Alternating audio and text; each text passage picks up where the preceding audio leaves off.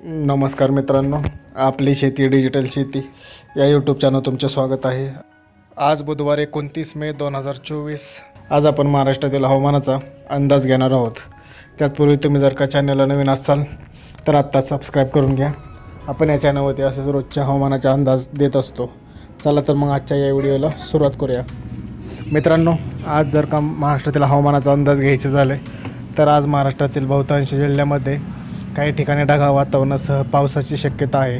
त्यामध्ये आपण जर पाहायला गेलो तर उत्तर महाराष्ट्रातील नाशिक जिल्ह्यामध्ये आज थोड्याफार प्रमाणामध्ये आपल्याला पाऊस पडताना दिसत आहे। नाशिकमधील इगतपुरी या मनमाड या भागामध्ये थोड्याफार प्रमाणामध्ये पावसाचा फटका बसताना आपल्याला दिसत आहे। त्यामुळे सोबतच आपण जर पाहायला गेलो तर पुणे जिल्ह्यातील खेड, जुन्नर या भागामध्ये सुद्धा आज अवकाळी पावसाचा फटका बसताना आपल्याला दिसत आहे। त्यासोबतच पुणे जिल्ह्यातील ग्रामीण भागामध्ये सुद्धा अवकाळी पावसाचा आज फटका बसताना आपल्याला दिसत आहे, काही प्रमाणामध्ये दिसत आहे। सोबतच मुंबई उपनगराला सुद्धा काही प्रमाणामध्ये आज पावसाचा सरी पडताना आपल्याला दिसत आहे। त्यामध्ये नवी मुंबई, ठाणे, पेण, नेरळ, खोपोली या भागामध्ये आपण जर पाहत असाल तर आपल्याला दिसेल की काही प्रमाणामध्ये ढगाळ वातावरण हे आज आणि पावसाची सुद्धा शक्यता आहे। त्यासोबतच सातारा जिल्ह्याला सुद्धा अवकाळी पावसाचा आज फटका बसत आहे। सातारा जिल्ह्यातील कराड, पाटण, वाई, प्रतापगड, महाबळेश्वर या भागामध्ये आज पाऊस पडताना आपल्याला दिसत आहे।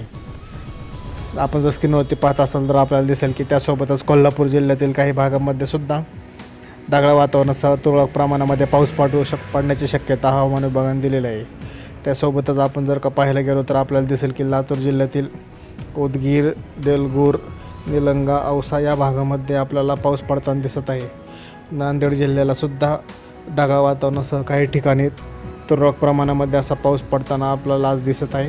विखुरलेल्या स्वरूपाच्या पावसाची सऱ्या तिकडे पडताना आपल्याला दिसत आहेत। त्यासोबतच लागून असलेला परभणी, हिंगोली, वाशिम या भागामध्ये सुद्धा थोड्याफार प्रमाणामध्ये ढगाळ वातावरण आपल्याला आज दिसत आहे।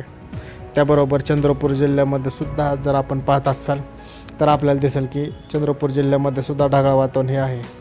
त्याचबरोबर यवतमाळ, वाशिम, वर्धा या भागामध्ये सुद्धा काही प्रमाणामध्ये आज ढगाळ वातावरण हे दिसत आहे। विखुरलेल्या स्वरूपाचे ढगाळ वातावरण आहे। नागपूर, भंडारा, गोंदिया या भागामध्ये सुद्धा आज आपल्याला ढगाळ वातावरण हे दिसत आहे।